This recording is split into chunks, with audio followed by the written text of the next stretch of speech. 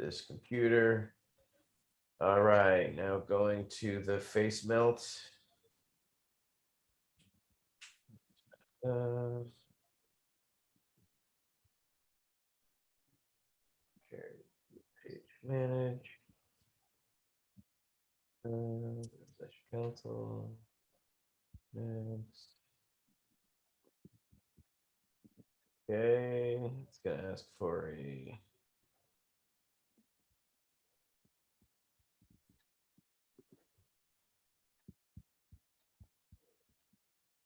It's pairing, pairing.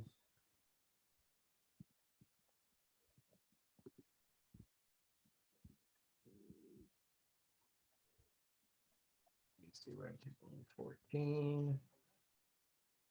Please jumping in. Okay, this is something. I mean, Michael, I put a box in the mail today for you, so it'll be there in a few days. Oh, sweet, man. Thanks. Yeah.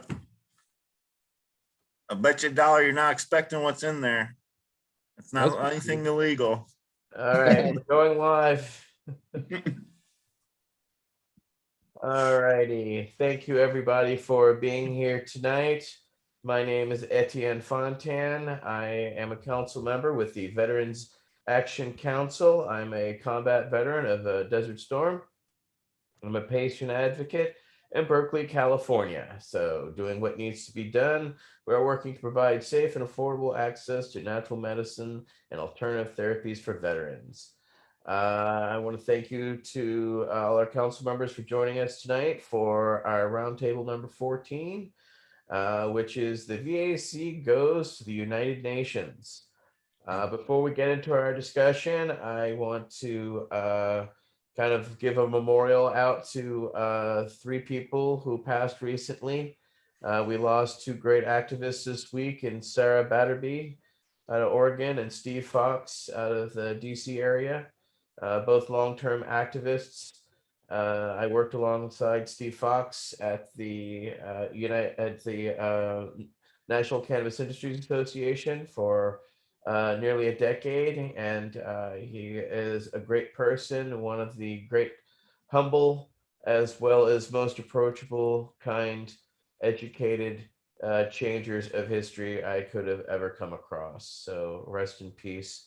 And unfortunately, we also lost a recent Veterans Action Council member, Mr. Daniel Hetty out of Yuma, Arizona, recently passed away. So we send his condolences to his friends and family and all those touched by this, as well as to Sarah Batterby and Steve Fox's family and friends. Tonight's discussion, of course, is centering around what just went down at the United Nations.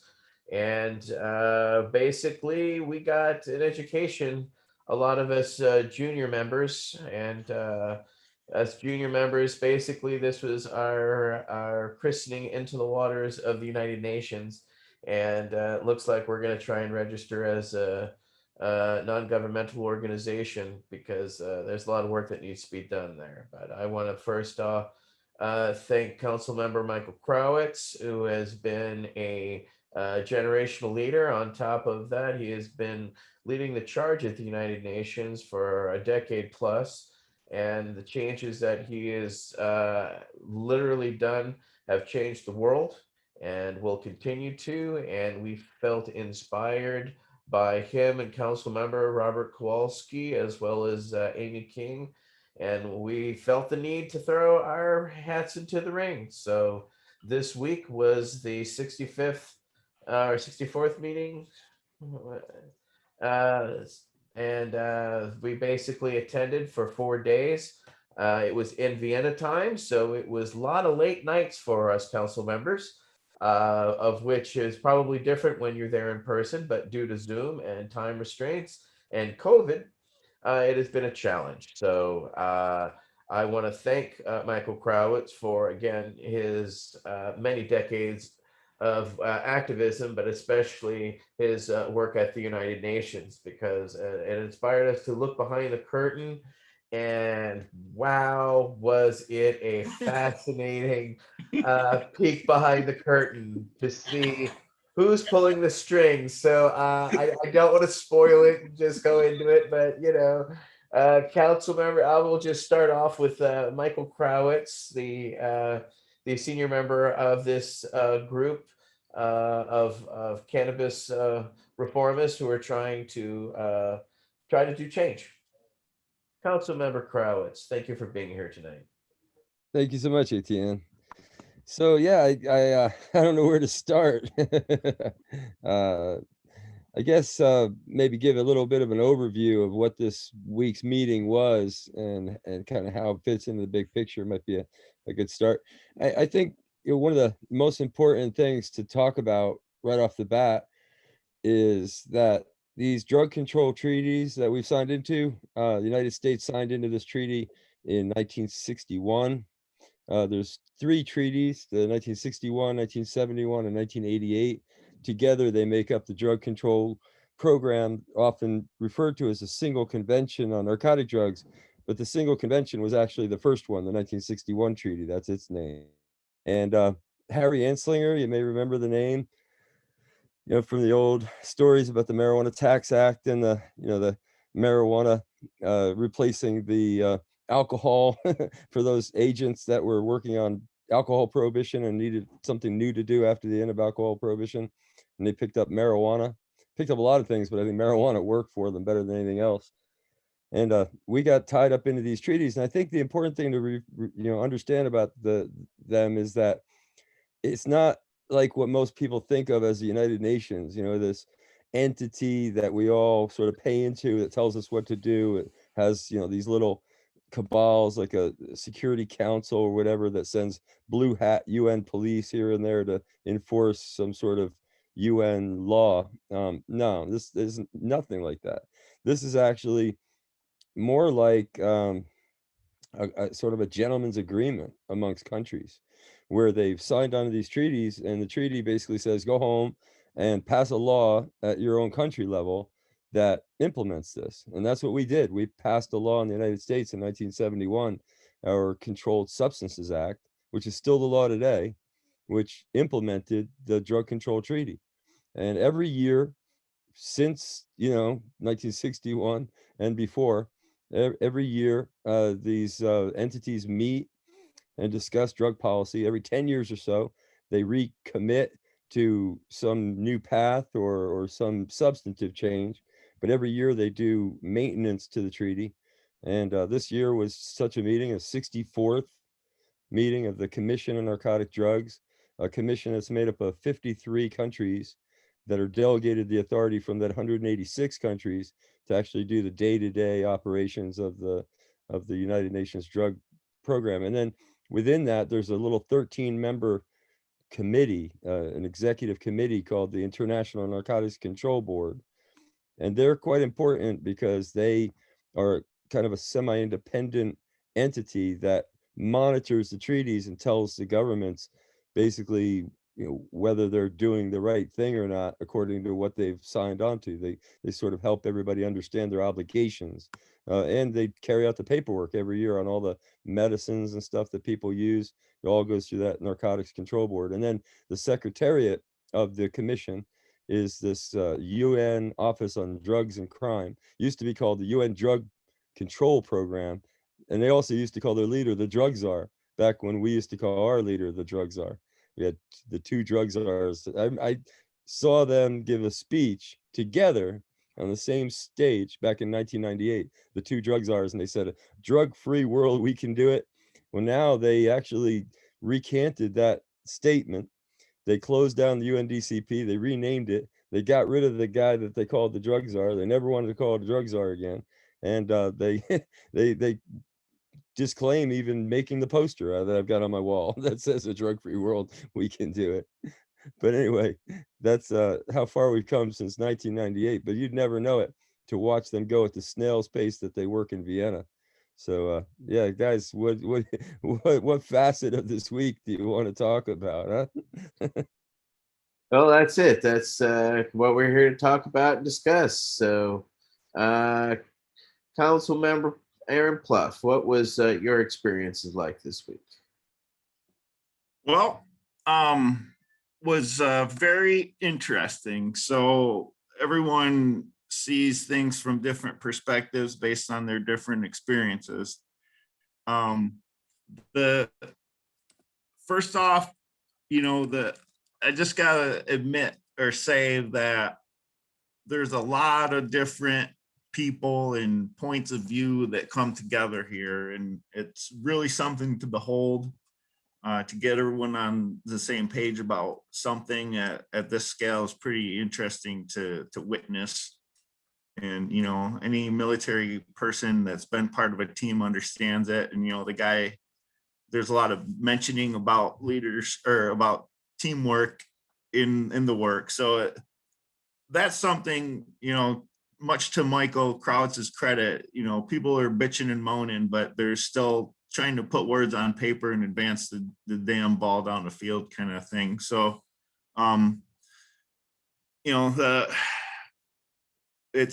it means a lot that people are out there still trying to do the right thing to me.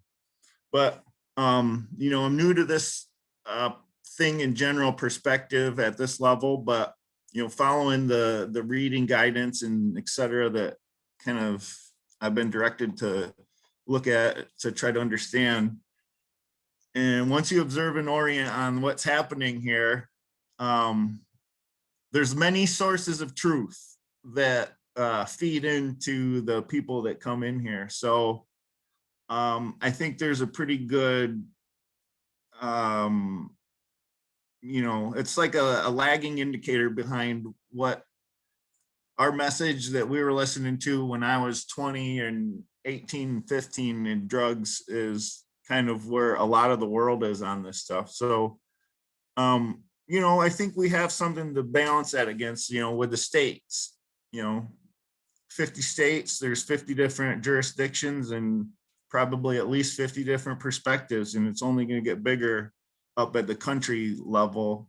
But with the many sources of truth, and in the format that we've been able to, or that we've been afforded to participate, there's real ability to make change. And that's I really, that's the most motivating thing that I take out of this, because there's a lot of hard work. And, when I say ability to change, that might mean something different to people like Amy King or Michael Krautz who've been here for 10 years. But from my perspective, it seems like things can get advanced.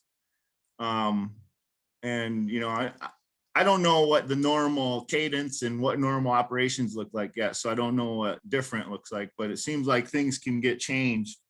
But from perspective of taking care of medical cannabis and how veterans can access it, there's a lot of work, and there's a lot of people working against us. So just got to get the word out, the real science, and make sure everyone knows what our story is. Thanks. Thank you, Council Member. We'll go on over to Council Member Tony Landry, balancing a tough week this week between, the Louisiana politics and, of course, what's happening at the international level. So dipping lots of toes in the water this week, aren't you there, Council Member? Yeah, thank you, ATN.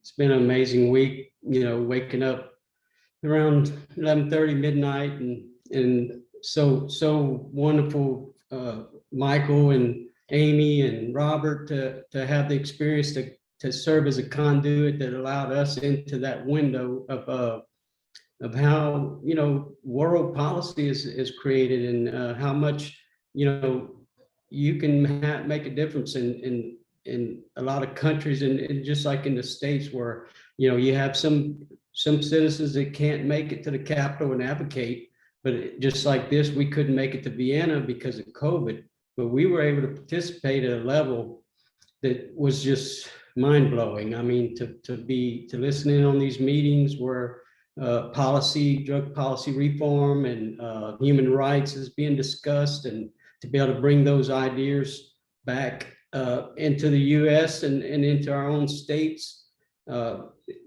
it was just an experience, this life, in all. I'm just still in awe about it. Part of it's I'm kind of delirious from, keeping a Vienna schedule here in the United States. At midnight here in the States and in Arizona, it's 9 a.m. in Vienna. So things are already kicking off and getting started. Actually, probably a little earlier than that. Some of the meetings I attended was started at 9 in Vienna. So, and to stay up, get up at midnight and stay up most of the next day working on, I'd get out of those meetings and go right into building PDF files for some bills that are cannabis related bills in Louisiana, but this technology really makes it easy.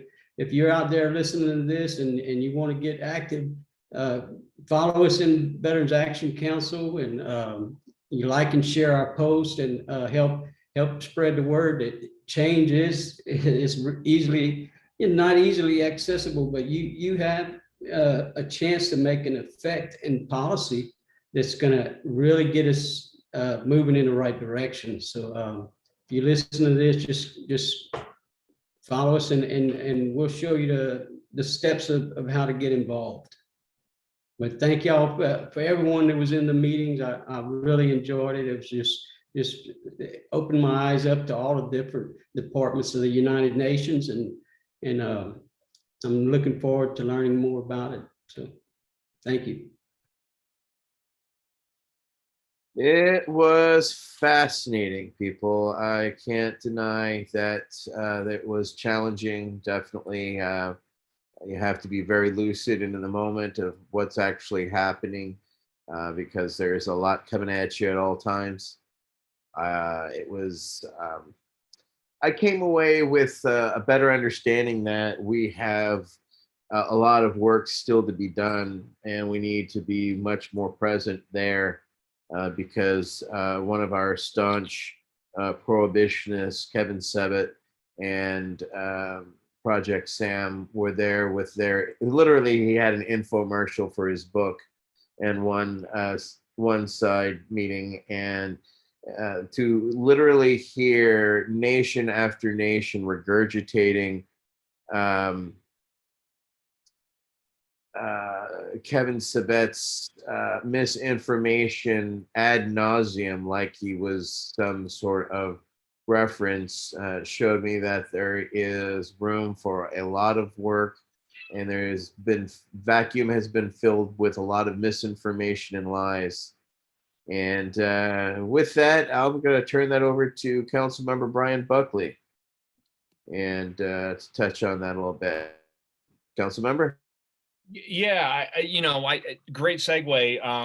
And again, I just want to thank the efforts of people like ATN and Michael and Tony and Robert and Rico and Aaron, and people who, you guys took the time to get up early in the morning to participate in this meetings. And, I tried a couple times, and I think at one point it was me, Tony, and some other fellow were on at 1 a.m. or something like that. So it was pretty crazy, but great commitment by these guys to take it up and put in the hours and the effort to learn and listen. And I was really taken by Kevin Sabett's comments where, I think he again, I'm kind of more in regurgitating or more receive mode, but it just seemed like the guy was spitting out some knowledge in his eyes and pushing it as facts, where I think he was way off the mark. And that really concerns me in the sense of people who have their own initiatives, books, whatever it may be, to kind of profit themselves without knowing the full facts. And, we've talked about this before in some councils where, he did not address veterans issues, but we have people who kind of take up those standards, or people who in leadership positions where they're speaking without knowing the ground truth. And I think Kevin stepped into that pretty heavily, and to the point though, on an international level, where you have people who are against our movement, pretty much bring up his, what he feels to be factual. And I kind of more or less want to ask the question to you guys. I mean, What do you feel about that? I was pretty upset. I reviewed some of the videos that he was on, especially when he was pushing his own book. But I just want to kind of get your guys' intake. Like, what do you guys think, and how can we better get the truth out versus people who are kind of in their lane and they think they know what's going on and kind of pushing their own agenda on the ground, who are actually trying to do. Being there, be there or be square, it seems to be the thing. And that I have learned as an activist is, and I think Mike can attest, it's about being there time again, and challenging their thoughts, ideas, real time. I mean, if we didn't have the advantage of being there in person, which is a totally different experience, and I do look forward to that experience as well. But until we have to satiate ourselves with this long distance, and again, please pardon us, we're all tired. I myself am tired and foggy, and we've been having naps on and off because I still have business days to, as well as run this, try to learn from these systems. And thank you, Tony and Farid, as well as all who are internationally making things happen. For us to have a window inward, as well as to educate us. Personally, it was maddening for me, and just shows me that we need to we need to be there a lot. We need to be there consistently. We need to have side discussions hosted by us, so Aaron, I'm gonna go to Council Member Aaron, and then I'll go to Brian Buckley to follow up. Thank you.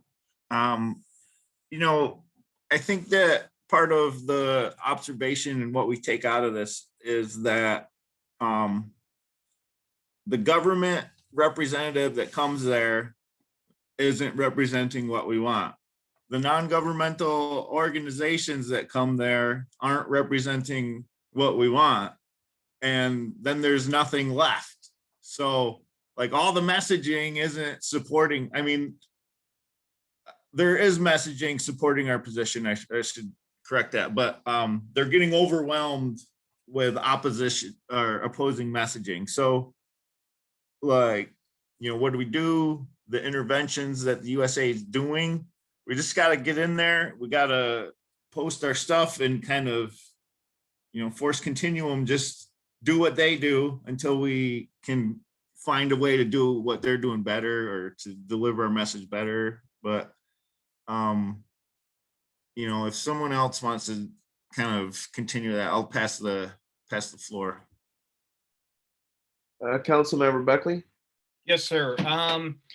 It's like anything with some of the movements we're hearing that potentially could happen next week with our government.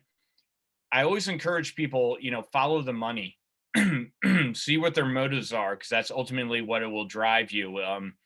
I know I can speak for myself, and I'm pretty sure, ATN, Michael, Tony, and Aaron. I mean, if you look at our bank accounts, you wouldn't be impressed, because we're doing something out of a mission, out of love, something that's important to us, something that's bigger than we are. And we will sacrifice our own benefits in order to get this across the goal line. And I think you find other individuals who find a hot topic, and cannabis definitely is. I think they'll want to drive their own narrative. And I'm just going to say it. I've seen it in the military, and I'm seeing it now. I see people with book deals, and they start pushing things. And I really think you need to take a hard look at them and question what are they doing? Is it for the greater good, or is it for their own self-benefit? And I think we witnessed some of that this week. Here, here. Council Member Michael Krawitz. Yeah, thanks. I think that you have to, kind of look at the, what the United States says, and I guess you kind of have to picture this whole thing to help everybody picture it a little bit. If you ever been to a big conference, some sort of big meeting, like we have these big conferences of the drug policy reform movement, whether it be National Normal or Drug Policy Alliance or something like that. We have these big conferences, and you might have a main plenary room where you might have a keynote speaker speaking, and then you have a little side event rooms where you have smaller events going on. You might have panel displays and table displays and people talking about information at those tables and stuff in the hallways and as you're going in and out of the main plenary rooms. And essentially this is the same thing. What we experienced was a virtual version of it. Over Vienna is a live version of it. The only difference being that this is behind a big locked gate.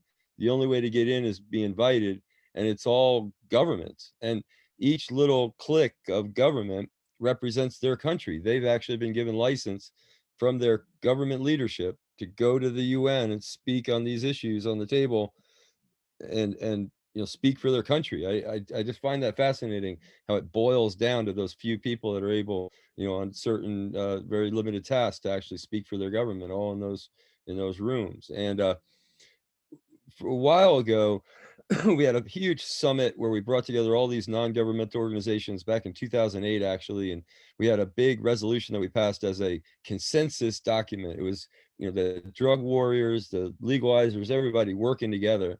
And for a while after that, we had side events and meetings where everybody met together, where you had, the pro and the con and everybody in the same room. They don't do that anymore. The side events have become more and more polarized, to the point where now, it really is kind of preaching to the choir. And one of the problems of that, as Aaron pointed out, you hear talking points coming from Japan that you swear were written by Kevin Sabet. But I think that when you're trying to talk about impact, I mean, really, that brings up some very interesting and very hard questions about how to have a strong impact. One of the strongest impacts that we can have is actually to speak directly to the member states in the middle of the process while they're all there in the big plenary room. Again, if you've ever been to one of those conferences, towards the end of the day, on the last day, there's nobody there, right? Getting the speaker slot then is of no help. Sitting in a little tiny side event where you're talking to all people that agree with you, that doesn't really do much either. So it is a challenge, even in this forum, to have a strong impact. But those are some of the the kind of the challenges that we have to overcome. And the problem with our opposition over there for many years was that they would portray themselves as middle America.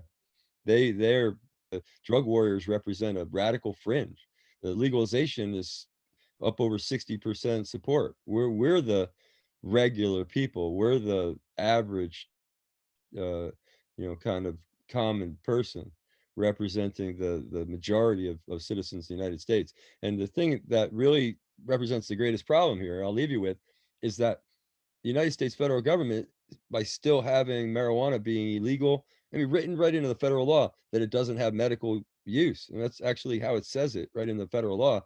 What that does is, I never really noticed it until rather recently, but it's prevented us from participating at the right level. And let me explain what I mean. Like, this International Narcotics Control Board I was talking about, they just had this big meeting, after the World Health Organization recognized cannabis as a medicine, and all these countries started implementing medical cannabis programs.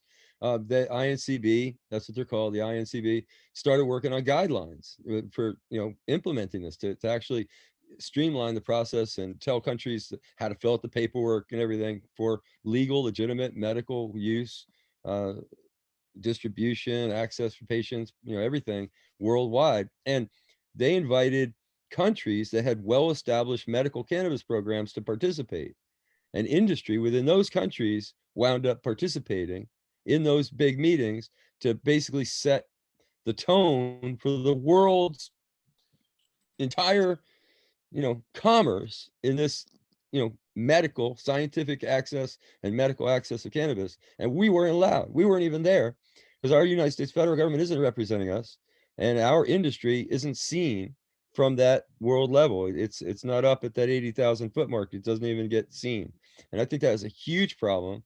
And it probably speaks the most to what you said, Etienne, about how we really need to be there. I mean, we really need to be there. This year, this meeting, this commission was the first time that I ever spoke out at our NGO meeting and actually talked about our cannabis stakeholder group and started, really explaining that we're not going to take it anymore. We're not going to take the Kevin Sabets and those guys talking about, ending big tobacco takeovers of cannabis as if it's his idea when it was our idea. And we're not going to allow our colleagues to hold us back anymore and tell us things like they told us years ago when they told us that the World Health Organization would never change their position, when they told us that we would never get a vote at the commission. And if we ever did get a vote at the commission, we'd never win. And of course, as you know, on the 2nd of December, we did win and we changed the treaty and we recognized cannabis as a medicine and dropped it down a whole bunch of notches. So it's not treated just like heroin anymore in the treaty. So. Right on. Thank you for that great summation of everything. I want to welcome Council Member George Armstrong. And what was your experiences like this week as you're dipping your toes into the water of the United Nations here and learning all about drug strategy at the international level? Well, first of all, sorry for being a little bit late. But I think I'll probably reiterate what Etienne said. For me, the most eye-opening thing was how bad we need to be there. Not necessarily us, how bad cannabis needs to be represented, right? Medical cannabis needs to be represented in that forum, because for me, it was shocking to see them getting fed so much of the anti stuff and the Kevin Sabet stuff. It was shocking that Michael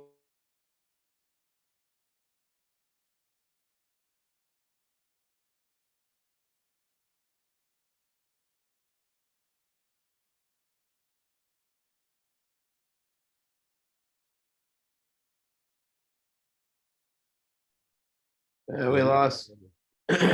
any of these statements really have.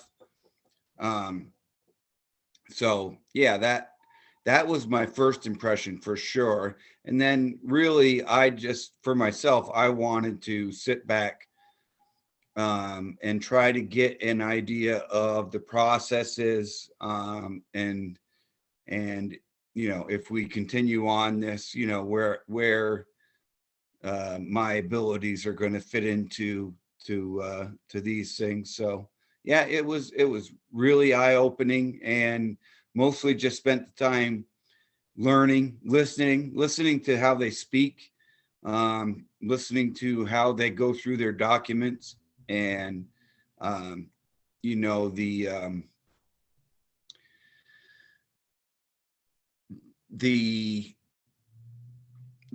political legs, the political backbone that it takes to get these things done. I guess I mean, I knew it was like that, but to see them arguing over a word for 20 minutes was a little eye-opening. So yeah, I would say first and foremost, I was shocked at the anti-cannabis and the anti-drugs really across the board, their message and how powerful, and like I said, not really backed by science. I was really shocked to see that, this process has basically been hijacked by them and our side until, like Michael has always said, until he started doing this, he was shocked to find out nobody else was doing it. And that means before that, really, they were just getting the double dose of the antis message. So that's where I'd say I was at a baseline for this week.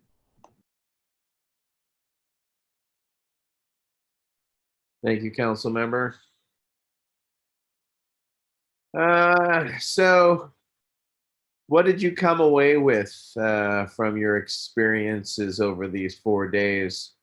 I came away with a realization that there's a lot of misinformation that's been allowed to fill all space. So the need to counter with real data as opposed to, watching Kevin Sabet bring on a former police officer who then became a paper pusher for the state of Colorado as his quote unquote star whistleblower, which there was absolutely no proof, nothing but hearsay and conjecture, no type of evidence in any way, shape, or form. And Kevin just at a girl, and patting her on the back, and oh, that must have been horrible, and oh, tell me about this. And to watch also their manipulation and watching the chat, nobody had any questions. But when it came to question time, Project Sam magically had their own, enforced questions to feed themselves in the vacuum. And then they had the audacity to then thank us in the audience for their question. It was a backhanded point of which I would have not have used diplomatic words. Michael, it must have been frustrating because you've been watching this play out for a solid, decade. What have you found to combat, and what sort of skills can we look towards so that we can hone ourselves to be better for the next round in the next couple in the few months away? Well, first of all, I I want to you brought up a memory that I want to share. The last year when we were actually in Vienna, uh, Kevin Sabet and his project Sam or Smart, whatever he's calling himself, they they brought over this former writer from the New York Times that wrote a book that actually purposefully repeated a title from Reefer Madness. And in his opinion, they had it right back in the 1930s. The Reefer Madness movie that people watch on Netflix as a comedy, a documentary, and he presented. Kevin Sabet brought him to Vienna, and he presented. The reason why I bring this up is because just the other day I've been watching a lot of stuff on YouTube lately. I figured out how to watch it from the couch, so all of a sudden I'm watching YouTube videos, and I this is one of these guys that does the sort of quasi news coverage. I saw a headline that looked interesting. It said, "Stupidest guest Tucker Carlson ever had on his show." Didn't say anything about marijuana or anything. It just said, "Stupidest guest ever on Tucker Carlson show." So I watch it, and it turns out this is the guy, that New York Times guy, and this guy just took him down piece by piece what he was saying. But he can't get through 2 words without saying something absolutely ridiculous, upside down and backwards. And you feel like washing your brain out with soap after these guys. And to be quite honest with you, I really don't know, the best, most effective way to counter. Um, I mean, I tend to think that you don't even counter them. You observe them, you monitor them very closely, you try to understand what they're saying, and then you present the truth in another forum, in another way, in various other ways. And you don't even bring any attention to their meetings. You try to mitigate them as much as you can. I mean, that's about the best way you can do it. But overall, to have an impact at this level, um, there's a couple of different ways that you could do it. The You can look at the commission as a whole and speak to the body as a whole.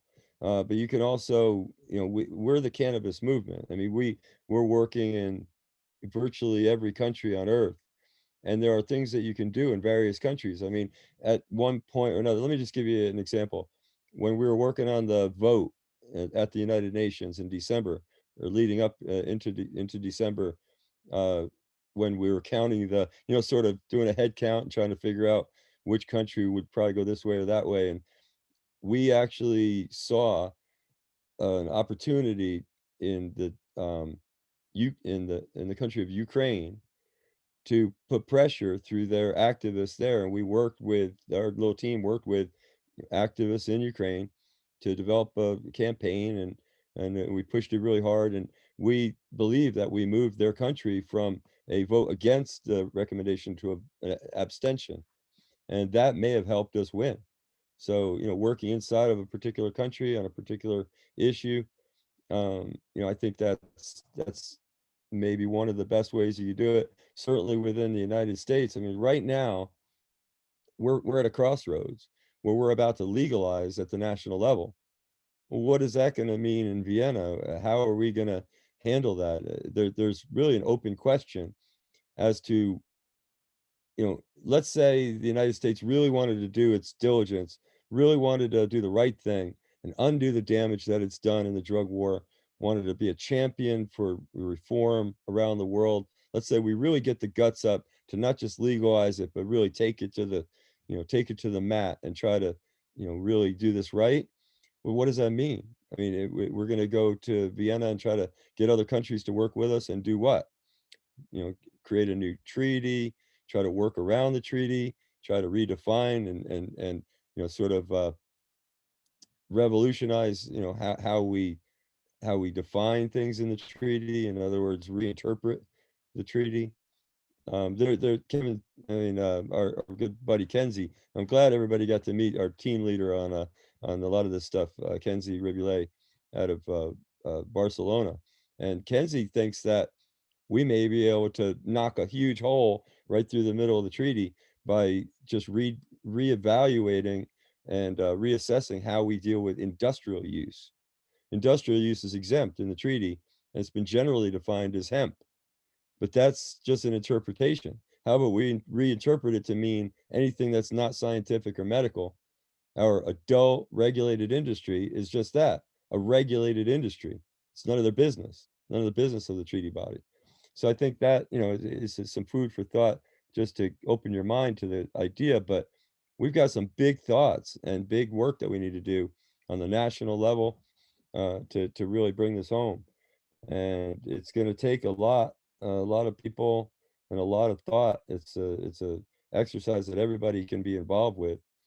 And I think that something really became very clear this commission. Like I said, it was the first time that I really hit them hard during these NGO meetings that we have, representing the cannabis movement, representing the stakeholder group of cannabis. And I think this is, it's like the elephant in the room here. I gotta talk about it for a second, gotta define it and understand it. I mean, what we're talking about here is that most arrests are cannabis. Most police resources go to cannabis. The most widely abused drug, according to these World Health reports and World Drug reports, is cannabis. You following me? It's literally the elephant in the room. So what that means is that every drug policy reform organization works on marijuana and works on marijuana issues.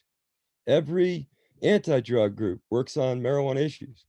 Every country with just an absolute fixation and obsession with being anti-drug, well, marijuana is going to be the thing that comes off their mouth. Nigeria talks about marijuana constantly. Indonesia talks about marijuana constantly. You're like, I just came off the street and people are dying from fentanyl. They're losing their mind from bath salts. And all you can talk about is marijuana. I mean, it doesn't even make sense when you actually look at it in the context of the real world. But my point is that everybody's on our turf. We're the cannabis stakeholder group. We're the ones that can actually speak to personal attachment and connection and cultural awareness and ritual expression and spiritual connection to this plant. And when I say we, I'm not talking about us on this call. I'm talking about the billion with a B, the billion of us on this planet that are part of this, cannabis culture, as we call it. And we need to start stepping up and not allowing people to take our flag anymore. I mean, everybody has been doing that, and it's just not going to happen anymore.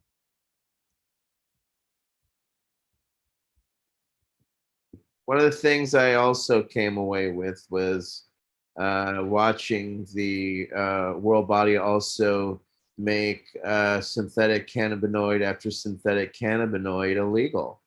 And of course, as we would know, there would be no, constant prohibition of playing whack-a-mole with compounds, which they're currently now doing, if cannabis were legal, because there wouldn't be the need to create these compounds, because they would be being satiated by what's available in the plant. So it also shows of the folly of prohibition as well. So let's see, Council Member Aaron Pluff, you wanted to speak towards it. Yeah, thank you. I've, done some ancillary reading about different topics, and I don't have the titles off the top of my head, but when you look at the history of how cannabis is treated over hundreds and thousands of years, it's a traditional medicine. We all know it's existed for a really, really long time. And like very recently did this problem arise where, like, if you look back in history, everyone just treated it appropriately, and it was handled appropriately. And then, like, in the past few years, the drug warriors assembled, and it kind of became what it is. But if you look over time, like, the biggest problems were always just access, and I think it's called diversion when it gets used different ways. So like, I think that if we, like, the problem used to just be diversion, and now we let them kind of take over based on what I see and read. They've taken over everything. And so, like, before we just had if we could have just fixed the diversion problem, maybe, let's say, I don't know, 50 years ago or 40 years ago, it might have turned out differently. But,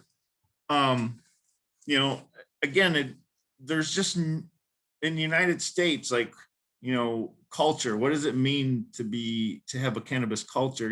There's a lot of different things, but, it's defined in, like, industrial use. I work in the cannabis industry. Brian is, in the supply side. Brian is creating jobs.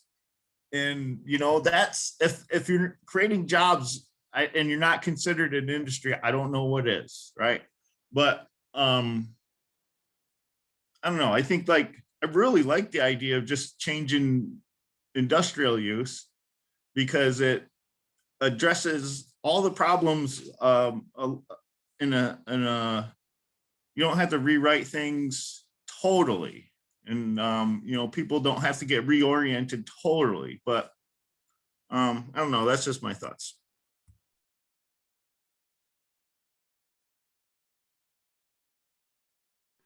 Thank you for sharing them, Council Member. Appreciate it.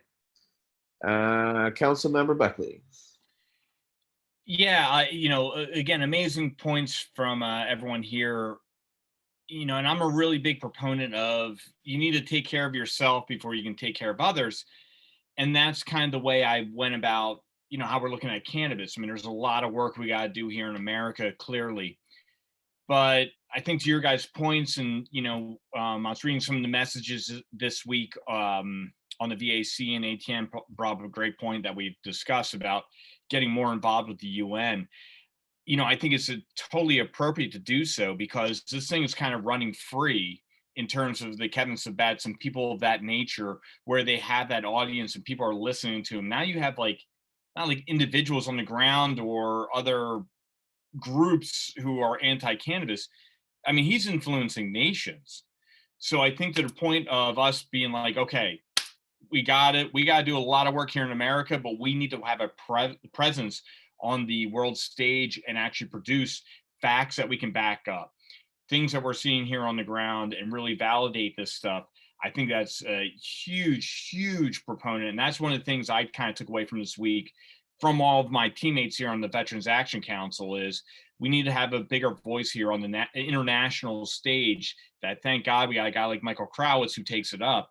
But, you know, it's strength in numbers, and we all need to be there to kind of back it up, because, you know, God bless, we get to sing through America and we're doing our thing, but what about the rest of the world? And that was one of the things I kind of took was, you know, you think people are kind of on the same mindset because we're kind of around the same vacuum of people who all believe in the same thing. And then you get introduced to this different stage with people who have, you know, other ideals, and you're like, man, you are so far off from the truth, and people are feeding into it, and that's scary.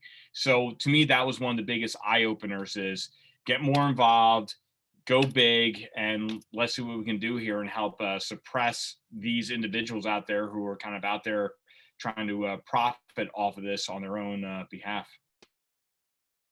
And we'll take this over to Council Member Landry. Yeah, just piggyback off of what everybody else is saying.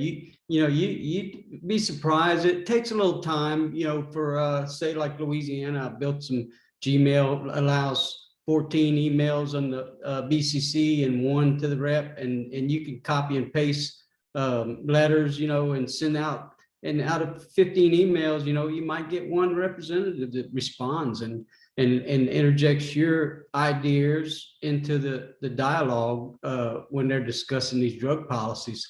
And he may have never even heard your point of view had you not done that small bit of action. So just, you know, get involved. It doesn't take a lot of effort. You do something on a weekend to build these email accounts, and just following the group here in Veterans Action Council. And we're going to stay abreast of issues as they come up in different states, that we can reach out and maybe help guide policy reform from the knowledge put together from the group on the council, bring in a lot of knowledge from a lot of different areas in the state, and so we can maybe help guide some policy to reform these laws, because they really were unscientific when they were created, and it's getting to a point now that is pretty much, I view it as criminal negligence, you know, for someone to sit there on patents and have veterans suffering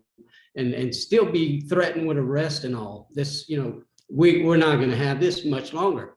It's got to come to an end. So this is a way to make it come to an end. Get in touch with us, and we'll help you out and guide you on how to speak with representatives. And you know, you always want to speak, respect the office. Anyway, you don't respect the system, and respect the office that person's holding, and communicate in a professional manner, and you can make a difference. So I'm just honored to be amongst these guys all in this room here, and I hope you guys can come out and join some of these meetings and give some input on this, some of you watching out there. Thank you.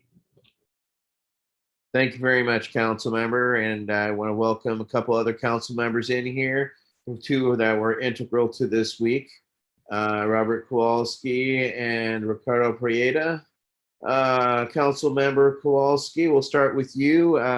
What did you come away from this week with after your experiences? Of course, you're one of the more seasoned veterans on the council that have been at the United Nations. So, you know, give us your experience, and how does rookies do?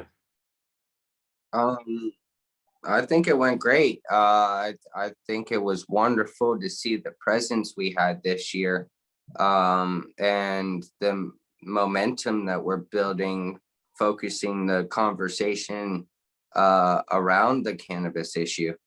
And one thing that I could say is, you know, representing the American veteran community on such a large way really ties us back to what the ultimate goal was of service and helping the underprivileged, and support in hearts and minds. And so looking at it that way, I think it's very beneficial, us putting ourselves out there.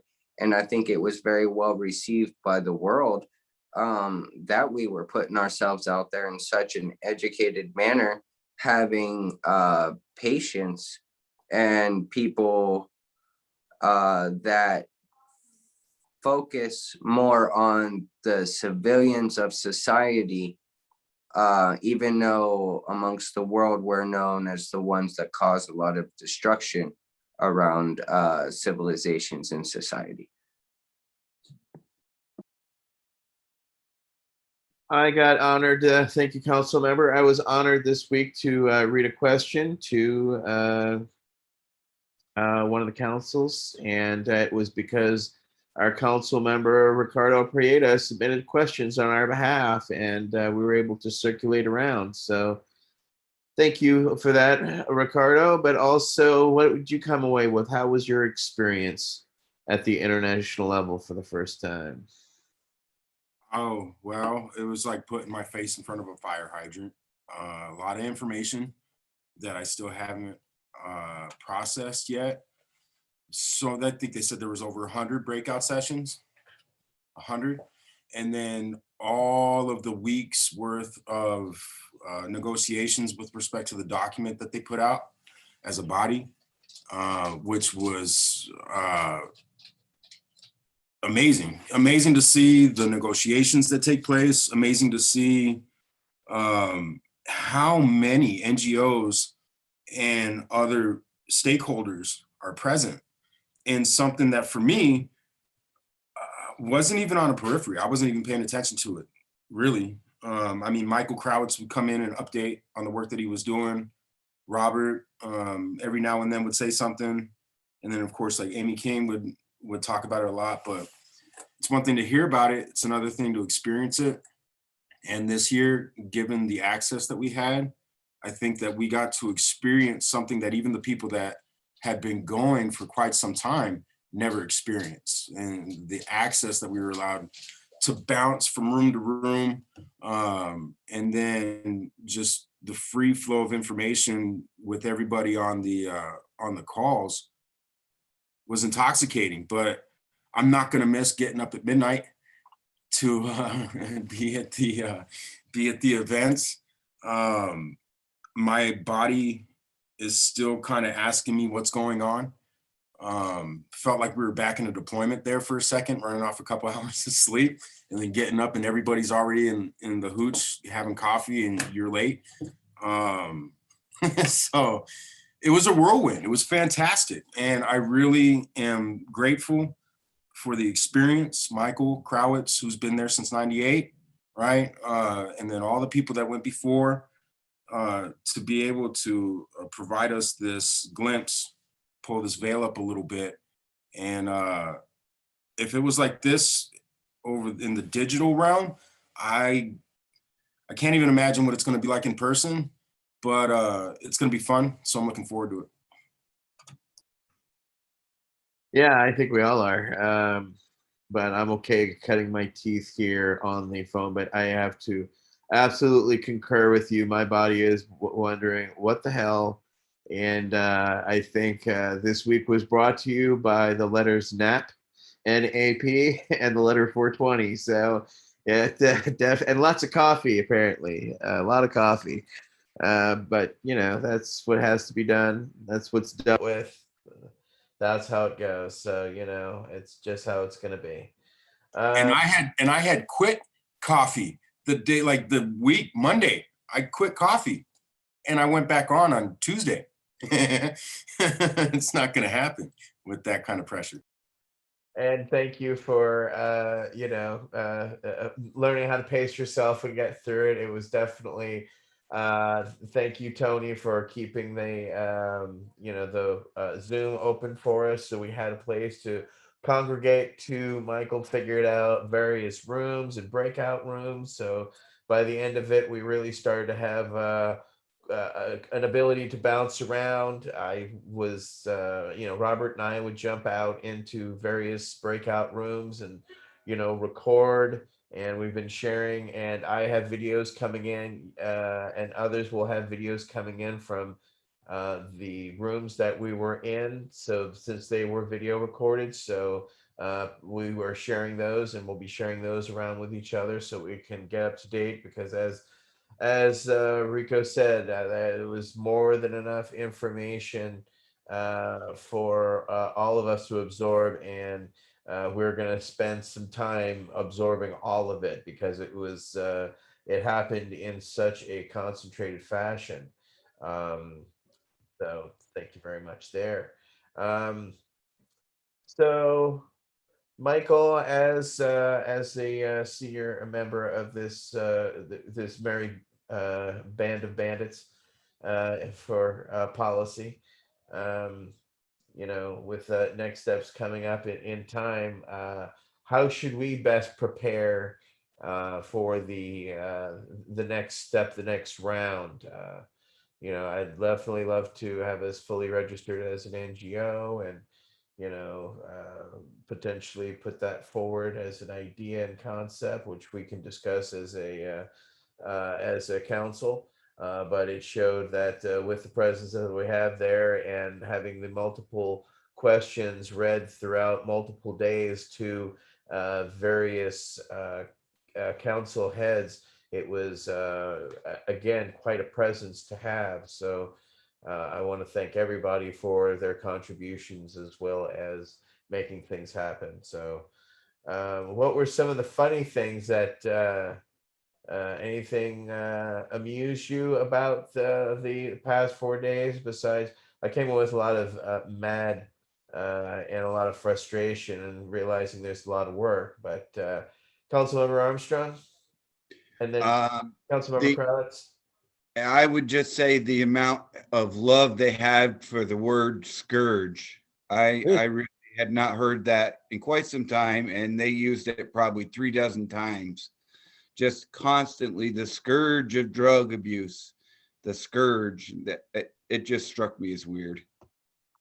Yeah, if Scourge was a drinking game, we would have all been dead on day one from alcohol poisoning. Hands down, no doubt in my mind. I was stunned by the lack of diversity of lingo. You think they would, for such an international audience, they would have, but it was like the Pee Wee Herman word of the day, scourge, It was No, that was the talking point. Councilmember Crowley. Oh God. There was actually some really funny stuff that happened in the margins. Uh,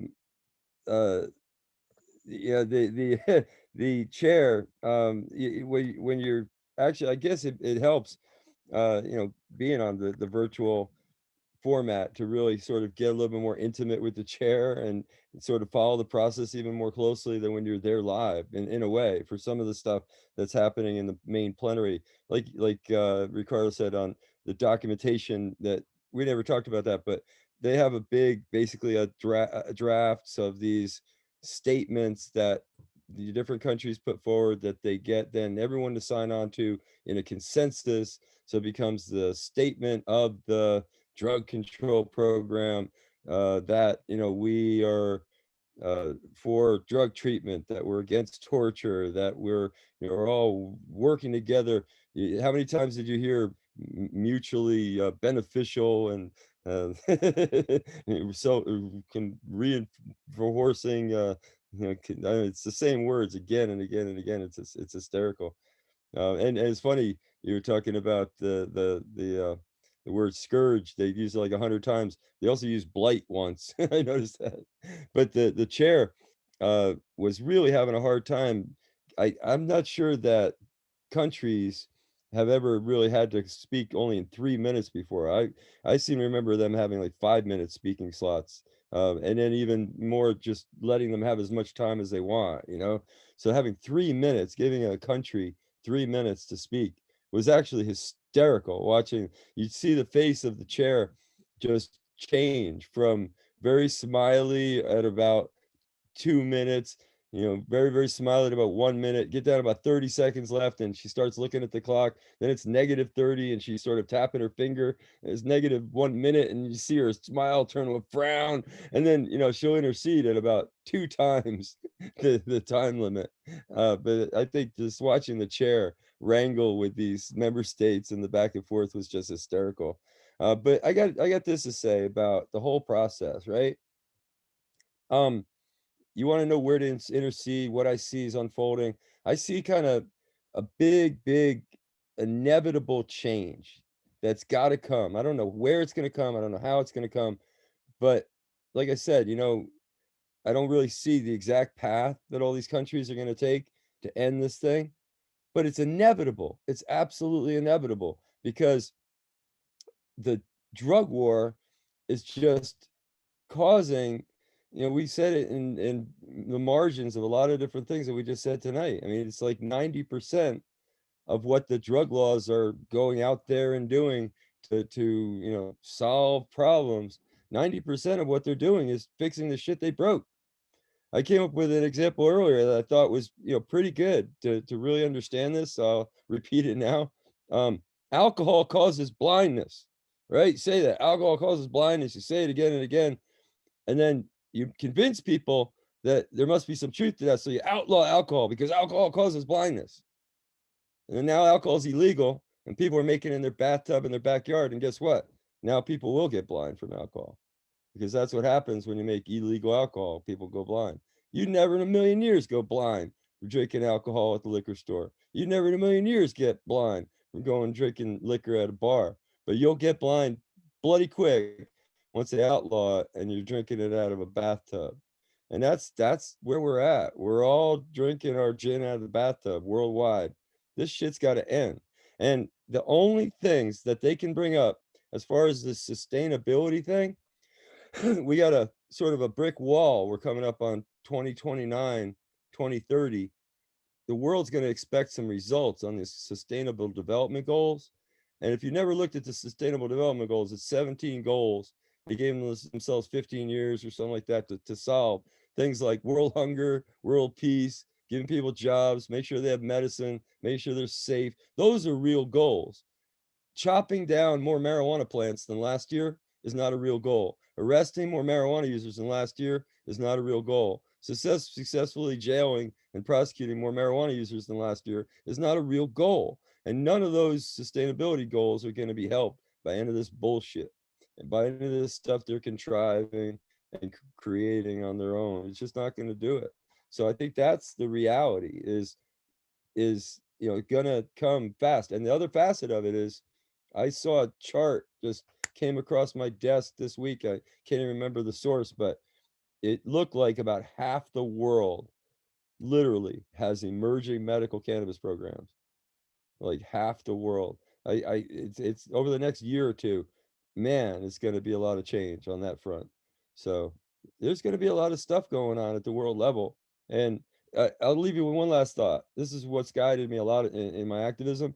If you go, it's math, simple math, right? You go to a hemp fair or an outdoor rally or something, there's 100,000 people there and you're one more person. So whatever effectiveness that rally has, you're 1/100,000th of that effectiveness.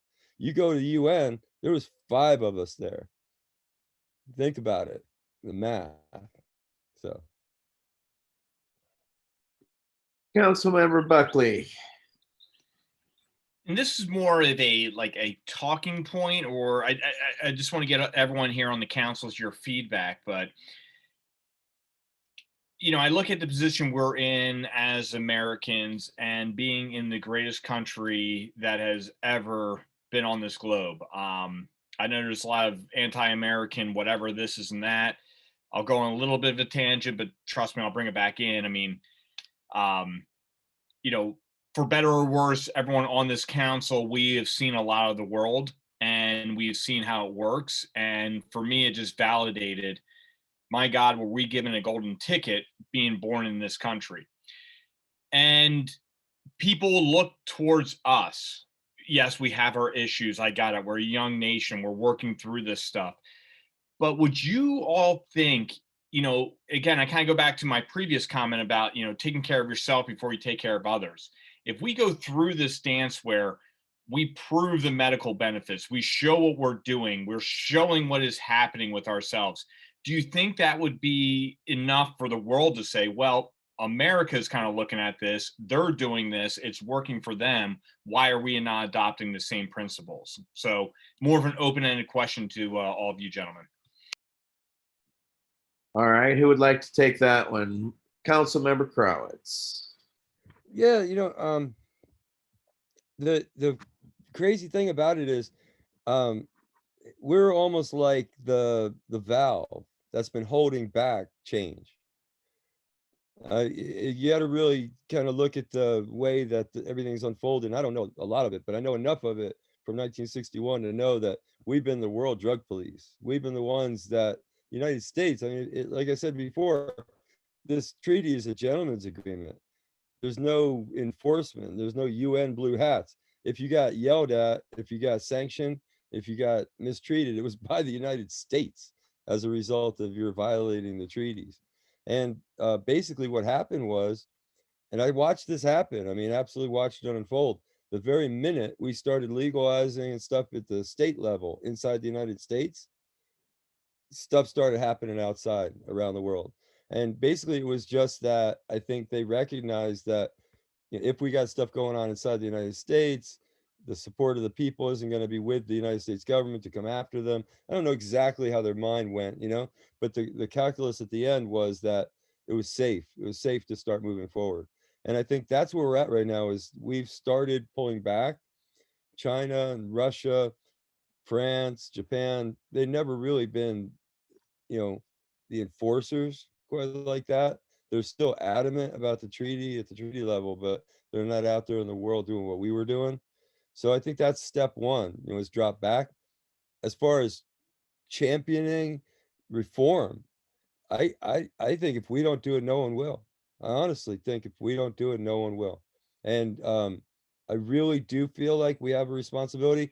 I've looked at the history, and I don't think we were the principal drivers of this prohibition.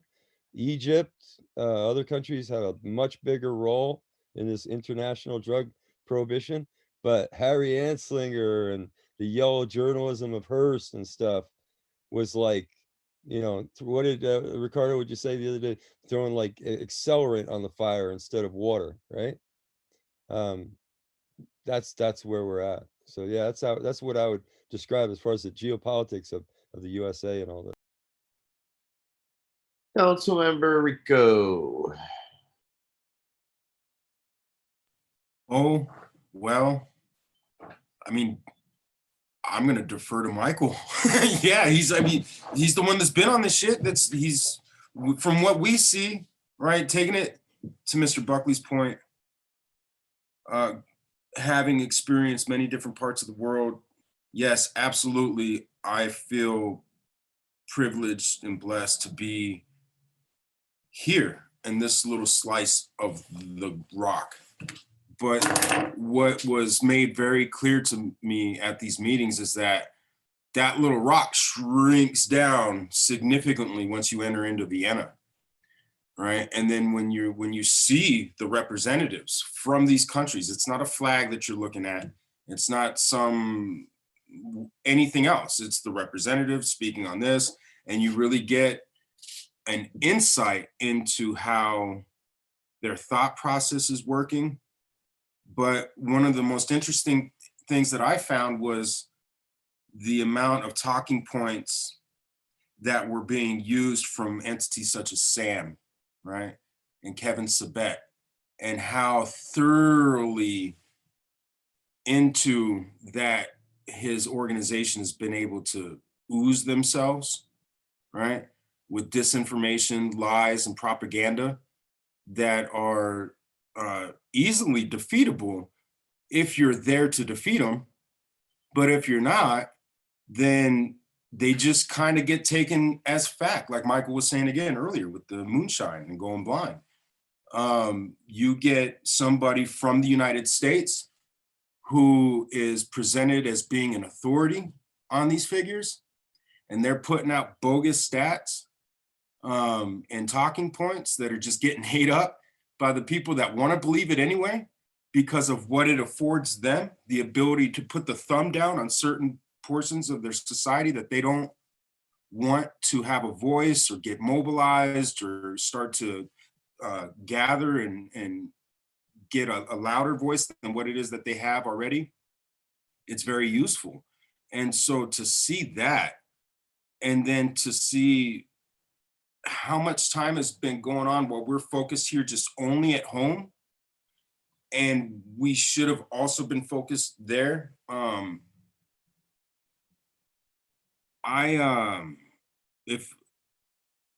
If we don't do it, it's a stain on us, on our country, forever. The harms that this war on drugs is causing, the amount of people that we imprison more than any other country in the world is atrocious, and it relates directly back to this war on drugs, which relates back to the 13th Amendment and legalized slavery. So this is what we're putting on the world stage to emulate. And countries like Egypt are all too eager to take that and run with it. And we need to provide an alternative to that that's based in reason, scientific data, fact, and lived experience, realizing that we're not agents of our government at this point. We're wearing the United States citizen's hat. Yeah, it has a nice veteran moniker, but we're still civilians trying to air out or bring to the attention some issues that we have. And I think Mike will agree that we definitely got on our country's radar with this, which is funny. If we would have known that all it would have taken for us to get on their radar and take us seriously was pop over to the UN with a couple dozen of us, or maybe a dozen of us, and that'll get their attention, as opposed to the couple decades that we've been trying to plead with them, that we're being abused, that we're being over medicated, and that the suicide numbers are increasing, and that we found something that helps. It's a weird situation I find myself in. It's fun to be empowered. I appreciate your perspective, council member. But it is, it's been a blessing also to be empowered. So yeah, I definitely feel a responsibility myself, because yeah, it's just, I guess, the kind of person I am. But at the same time, now seeing how messed up things are, it's hard to go back to my day-to-day life and just kind of shrug that off and ignore it. You know what I'm saying? I feel it exactly as you state. If we don't do it, no one else will. And Michael and Robert and Amy, especially Michael, has been asking for help and assistance for a long time. So thank you, all of you, for heeding the call. So I'm turning this over to Council Member Robert Kowalski.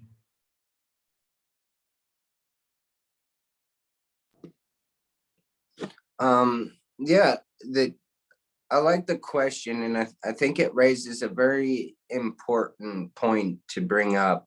And that is that the United States, being such a young country, we are an experiment of sense across the world. We are something that we're established amongst ourselves and have developed essentially amongst ourselves, and in a short period of time has situated ourselves as a world power and as big brother essentially to the nation and to the world. And so by us taking on this endeavor, speaking up against unjust regulations, pointing out situations and problems, and also coming from our experience of understanding and seeing how some of these worlds work.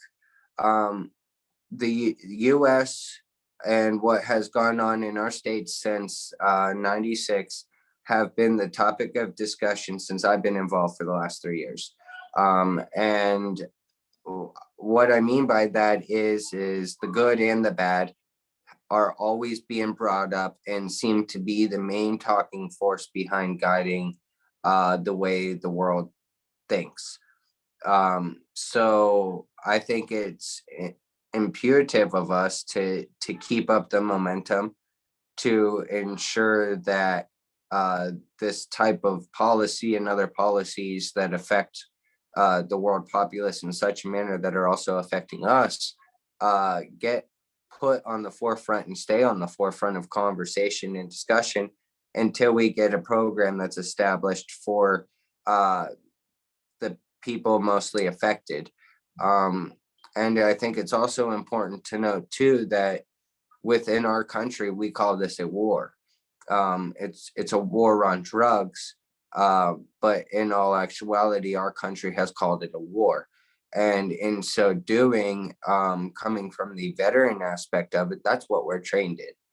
We're trained to understand war. We're trained to attack war from various fields of operation. And we're with the ultimate goal in mind of ending that war. And so on that front, as veterans coming from America, us taking on the fight of this war on drugs essentially is right up in the wheelhouse of what our government has taught us to do. Amen and touche, without a doubt. You know, we are and have been trained, and you made that very succinct breakdown. Councilmember Landry, thoughts? Yeah, that's Robert summed it up there.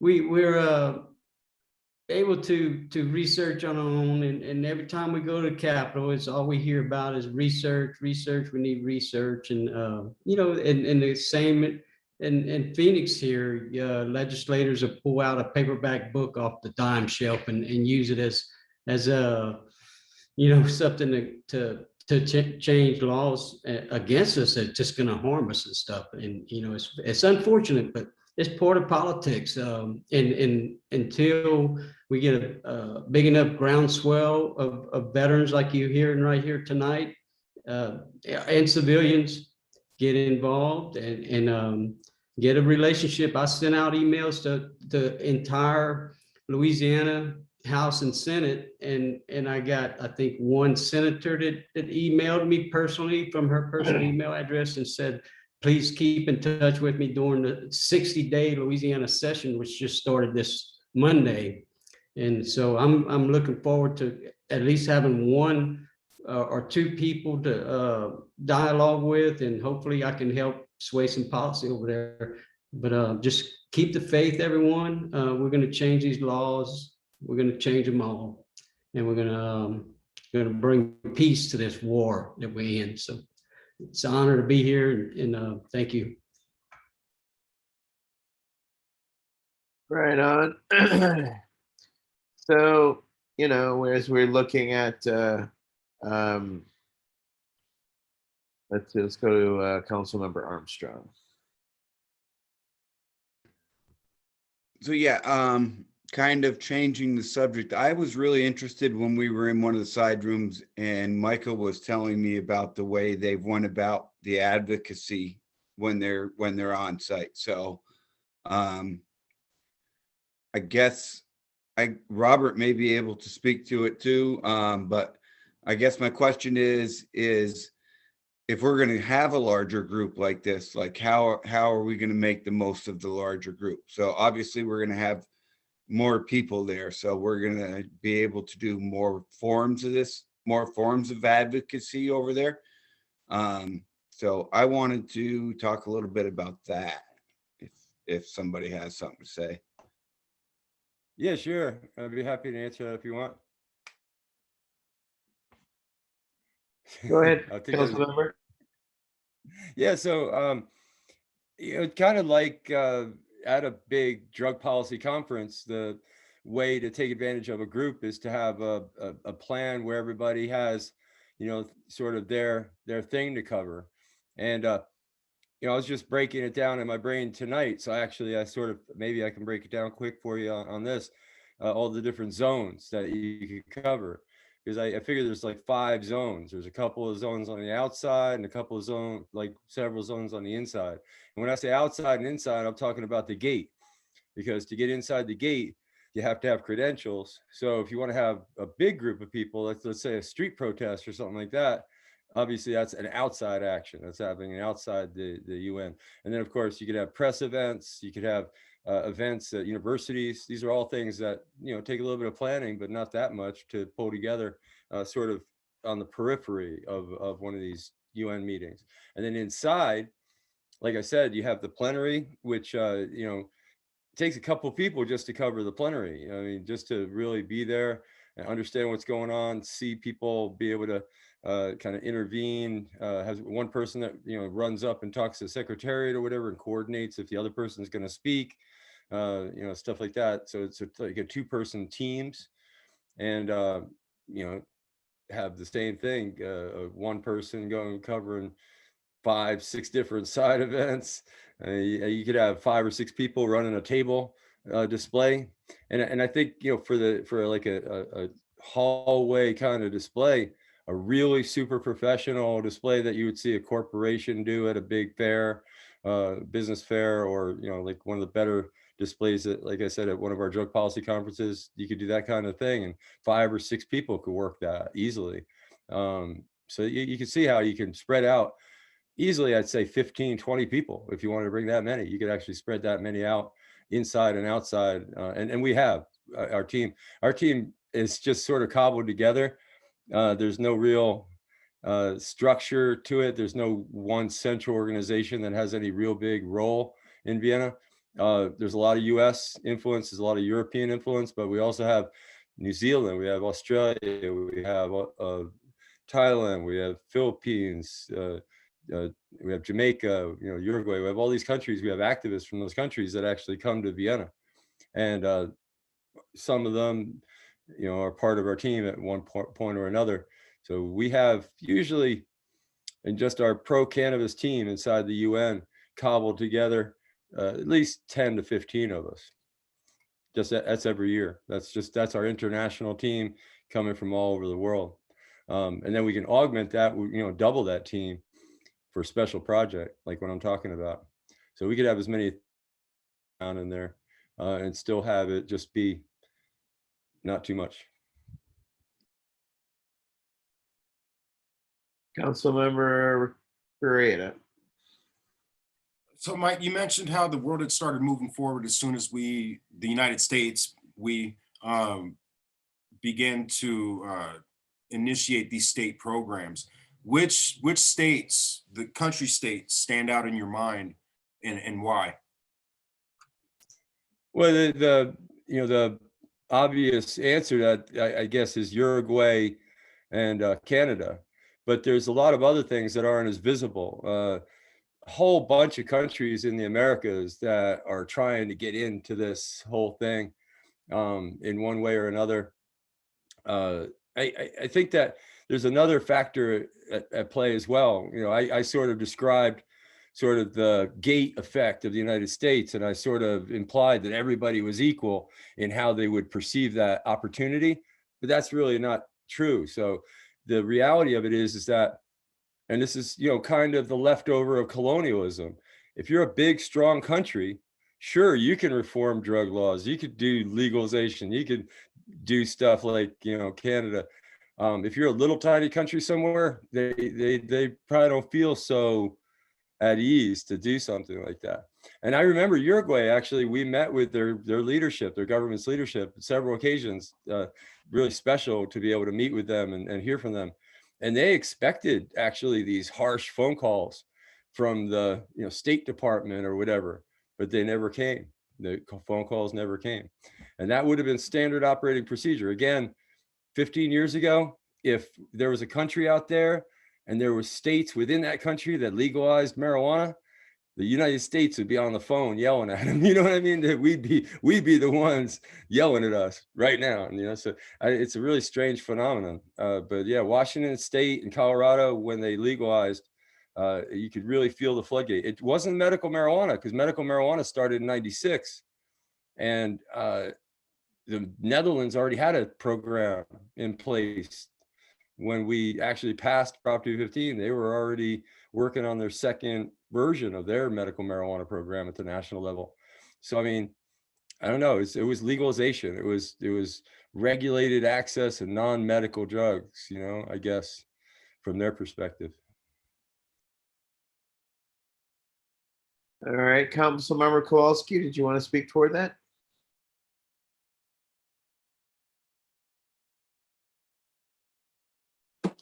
No, I just, I guess it's another question, and that would be,